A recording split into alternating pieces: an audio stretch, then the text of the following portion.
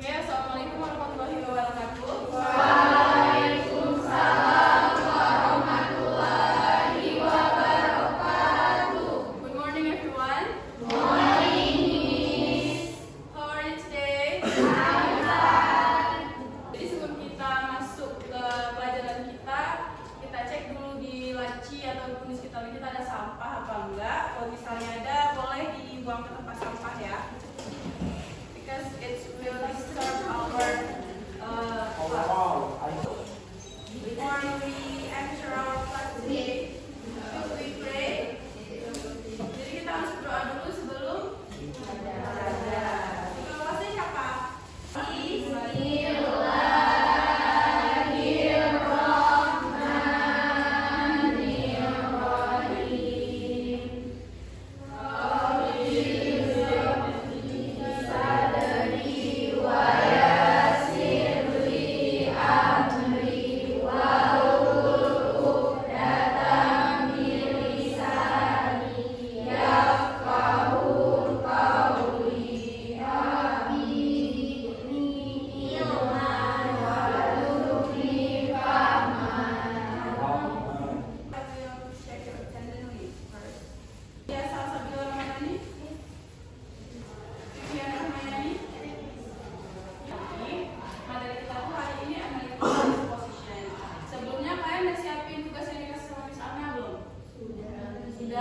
Terjemahannya udah?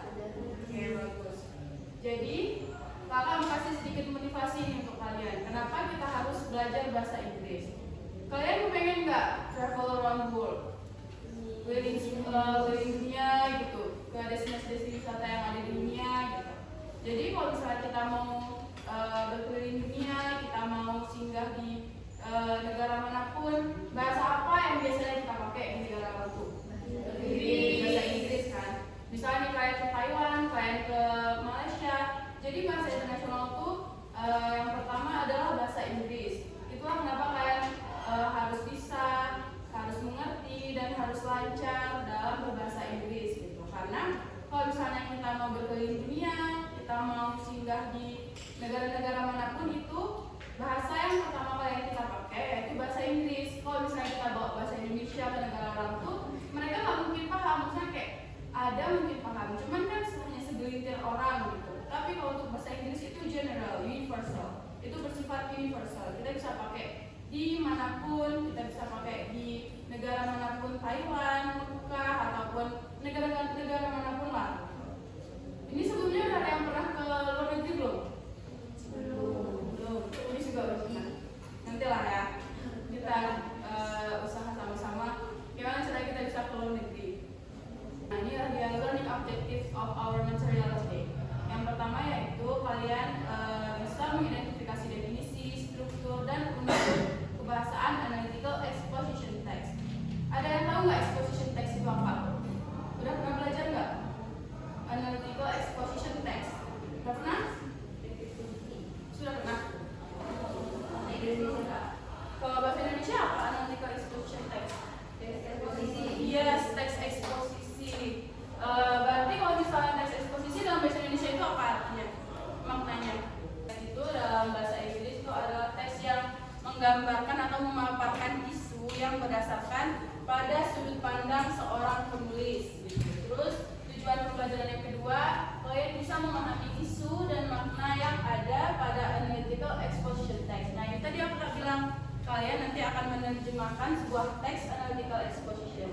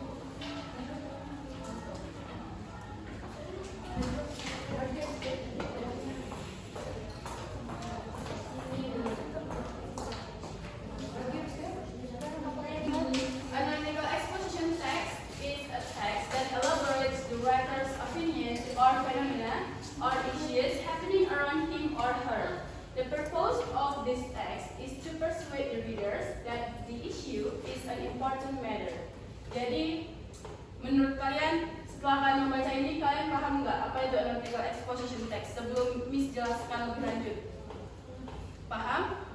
Bisa nggak kalian meraba-raba kayak gitu? Atau adakah vocabulary yang kalian asing? Misalnya kayak kalian nggak tahu arti elaborate itu apa, writers itu apa gitu. Persuade itu artinya mengajak. Matter, important matter. Matter tuh kayak masalah, tapi masalahnya nggak yang sedetail problem. Kan ada juga problem. Kalau matter tuh masalahnya kayak masalah-masalah tentang isu, masalah-masalah bukan masalah-masalah pribadi personal. Elaborate itu that elaborates the wider opinion. Elaborate itu mengembangkan. Tujuan dari teks ini adalah to persuade. Persuade tadi apa artinya? Mengajak the readers that the issue is an important matter. Important artinya penting. Oke. Jadi analytical exposition adalah teks yang mengembangkan pendapat si penulis. Pendapatnya itu dapat berupa isu atau fenomena yang terjadi di sekitar kita gitu. Contoh, kita mau buat pendapat kita tentang ini nih. Kalian setuju nggak bawa HP ke sekolah? Setuju. Kenapa? Kenapa kalian setuju bawa HP ke sekolah? Karena memudahkan kita melalui belajar. Nah, itu kan opini kamu gitu. Mana kita nggak tahu kalau misalnya opini abang yang di belakang itu berbeda sama opininya Kak Jet. Kalau misalnya menurut abang yang di belakang, HP itu perlu dibawa nggak ke sekolah? Enggak. Nah, kan beda. Ada yang pro, ada yang kontra. Kenapa nggak perlu? Kenapa Amilan bilang HP ke sekolah itu nggak perlu? Karena bisa mengubah sangat itu dengan hal yang lain. oh gitu. Ya gitu ya. Iya benar. Karena takutnya kalau misalnya kita bawa HP sekolah kita bisa kayak mengganggu proses pembelajaran lah ya. Apalagi di proses PBM kayak gini. Nah itu kan salah satu pendapat juga. Kalau misalnya kalian tulis pendapat kalian itu, apakah bawa HP di sekolah itu perlu dilarang? Nah terus Kak Jet bilang tadi nggak perlu katanya, karena supaya kita bisa memudahkan dalam hal pembelajaran. Terus Amilan bilang nggak perlu bawa HP ke sekolah karena nanti takutnya akan mengganggu proses pembelajaran ya kan. Nah itu adalah termasuk analytical exposition text karena kalian udah mengembangkan pendapat kalian tentang isu membawa HP ke sekolah itu perlu di-ban apa enggak gitu. Jadi kan udah ngerti nggak nih pengertian dari analytical exposition text sejauh ini? Sudah mengerti? Sudah. Ada yang ingin ditanyakan tentang analytical exposition text? Tidak? Udah mengerti ya? So, this is the purpose of analytical exposition text. Tadi sebenarnya Ibu udah jelasin juga sejelas tentang tujuan dari analytical exposition text.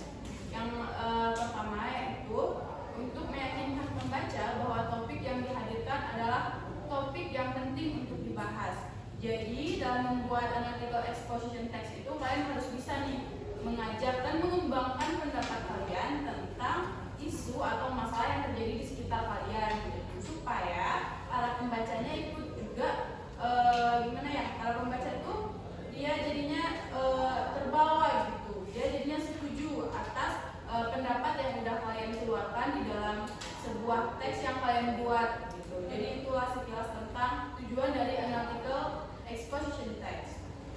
To the next slide. Nah ini yang penting nih, ini yang harus kalian tulis. Struktur analytical exposition text. Yang pertama yaitu adalah thesis. Yang kedua adalah argument.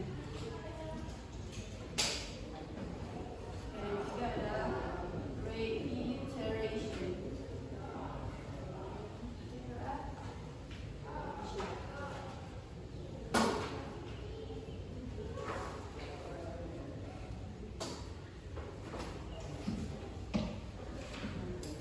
Jadi apa itu tesis? Tesis adalah bagian yang mengenalkan pembaca mengenai topik utama dari sebuah teks, menunjukkan sudut pandang penulis. Jadi di tesis ini kita penulis menjelaskan tema apa yang mau kita jelaskan di argumen nanti. Nah, ini dia pengertian dari tesis. Contohnya, kembali ke topik yang pertama tadi.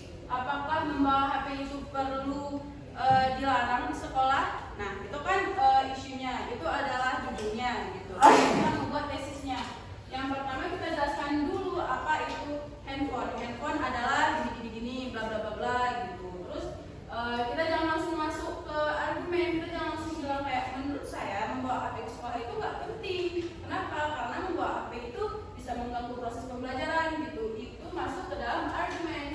Kalau tesis ini masih menjelaskan isu dari topik yang ingin kita jelaskan. Udah paham tentang tesis? Udah ya? Oke. Nah, di bagian argumen ini ada bagian pendapat atau argumen penulis untuk mendukung ide pokoknya. Pendapat atau point of view dari si penulis tentang isu atau masalah yang terjadi.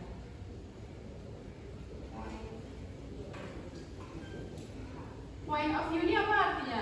Kan kalian sering lihat di TikTok, POV kayak gitu. Ada tahu nggak apa artinya? Yes, sudut pandang. Point of view ini adalah sudut pandang. Sudut pandang atau pendapat si penulis tentang isu atau masalah yang ingin dia buat di dalam teks analytical exposition.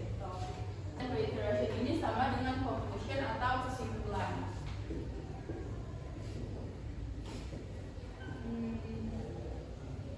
Oke, ini dia tiga struktur dari analytical exposition text. Jadi nanti kalau misalnya ibu kasih tugas tentang mengidentifikasi sebuah teks, kalian bisa tahu yang paragraf mana yang tesis, paragraf mana yang argumen, paragraf mana yang reiteration. Ya, kaidah pembahasan analytical exposition text. Nampak kan?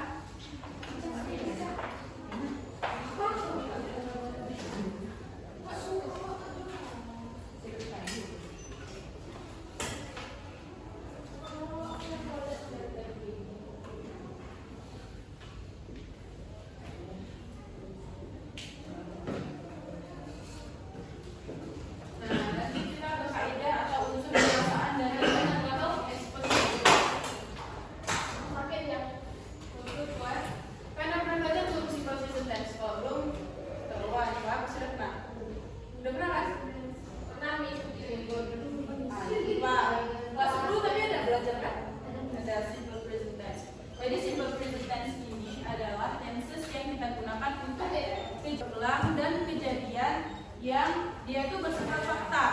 Contohnya, she is a girl, ini kan fakta kan? She ini sebagai apa? Subjek. Is-nya sebagai objek. To be. A girl-nya ini sebagai objek atau kata keterangan. Negatifnya kita buat kayak mana? Yes, she is not. Untuk kalimat panjangnya gimana? Simple present tense. Ayo, biye.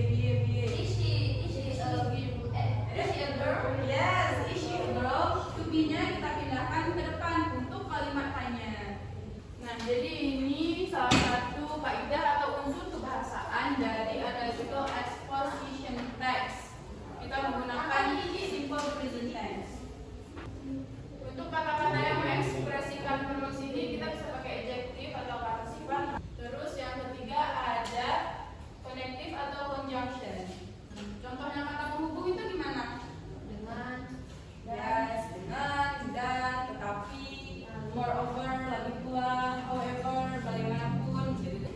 So for the example of analytical exposition text, ini kalian bisa lihat judulnya adalah The Importance of Having Breakfast. Artinya ada yang tahu? pentingnya sarapan pagi. Ya, pentingnya sarapan pagi. Menurut kalian sarapan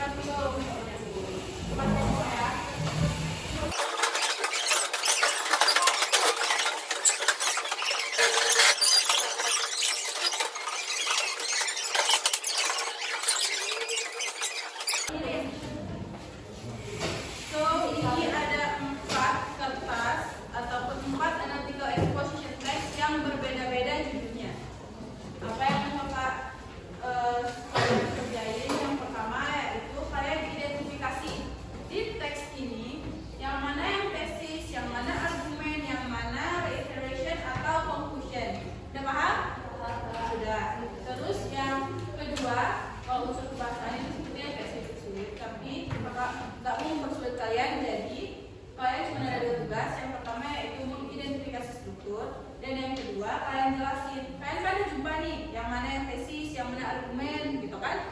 Nah, kalian jelasin. Tesisnya itu menjelaskan tentang apa, argumennya menjelaskan tentang apa, conclusionnya menjelaskan tentang apa.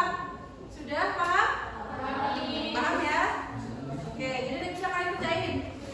Kerjainnya di satu kertas saja. Oke, yang kertas yang ini jangan dicoret-coret. Ini kalian mau tulis sendiri apa mau diskusi aja? Diskusi aja. Soalnya ini beda-beda judulnya. Dan tingkat kesulitannya itu beda-beda.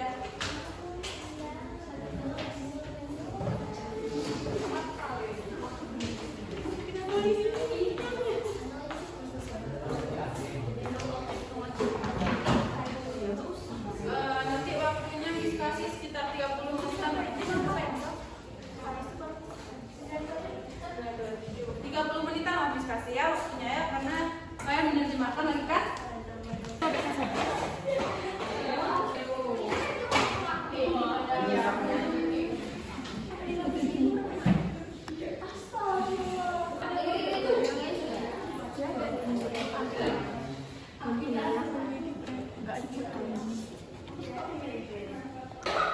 Okay, students, pay your attention here, please.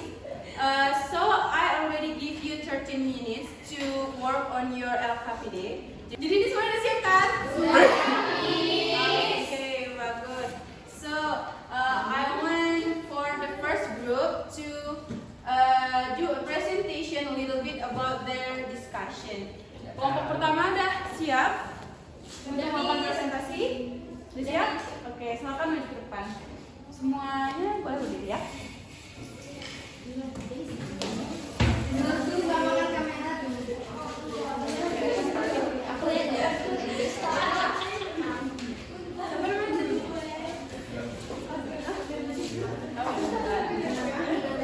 Oke, ini boleh diperhatikan teman-temannya saat melakukan presentasi ya. Oke, silakan. Baik teman-teman, Assalamualaikum warahmatullahi wabarakatuh.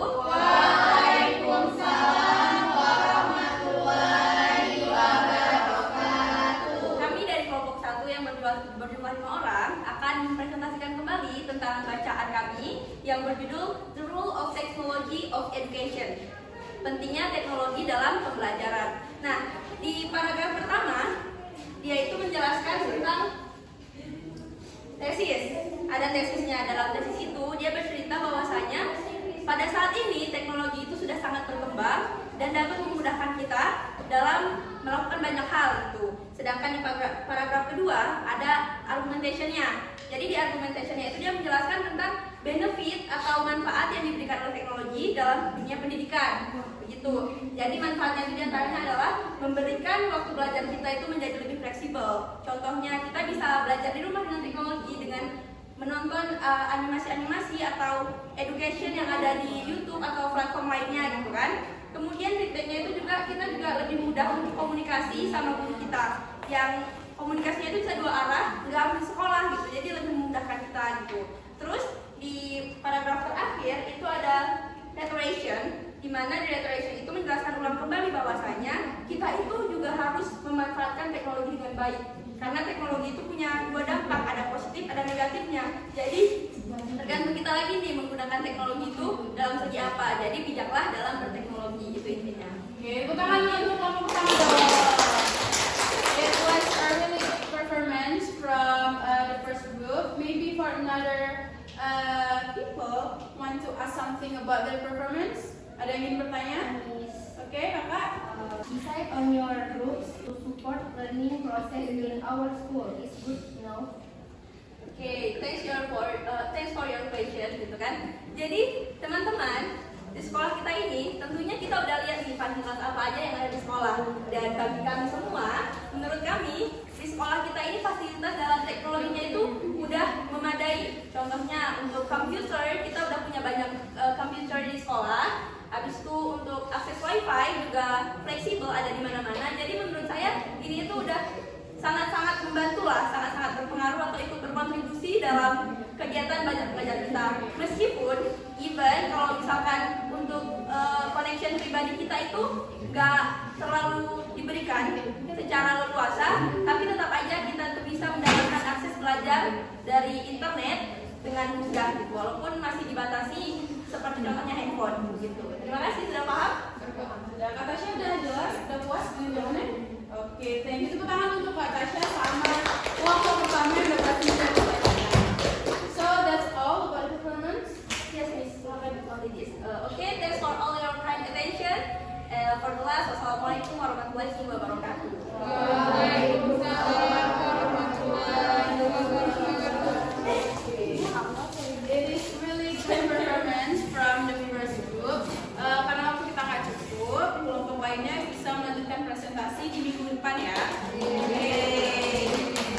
Oke, so right now kita udah berada di ujung pertemuan pada hari ini. Jadi untuk kesimpulan pembelajaran hari ini ada yang bisa simpulin nggak? Apa sih yang udah kita belajar tentang analytical exposition text? Mungkin ada yang bisa? Jadi the conclusion about our meeting today, tentunya kalian udah belajar tentang analytical exposition text, about the definition, about the structure, about the unsur kebangsaan, analytical exposition text. Of course, kalian berdasarkan ini semuanya, kalian udah bisa dong membuat analytical exposition text. Ya? Bisa apa enggak? Bisa. Jadi kalau misalnya disuruh buat satu analytical exposition text, itu kalian bisa ya? Bisa berdasarkan struktur, juga untuk kebahasaan, dan juga berdasarkan definisi dari analytical exposition text. Oke? So, Miss juga mau nanya nih tentang gaya mengajar Miss. Apakah terlalu cepat dalam menjelaskan? Tidak, Tidak, yang benar. Apakah kalian happy selama berada di kelas ini? Masa sih? Muka kalian tuh kayak buka-buka capek, buka-buka kayak pengen aku mau keluar main di dapur kantin habis ini, gitu ya? Gitu apa enggak? Tidak ya, berarti happy ya? Happy. Oke, alhamdulillah. Oke, so untuk pertemuan selanjutnya kalian ada dikasih tahu nggak materi apa? Nggak ada nih. Belum dikasih tahu ya? Yaudah nanti akan konfirmasi dari kalian untuk materi selanjutnya apa aja yang harus kalian pelajari, oke?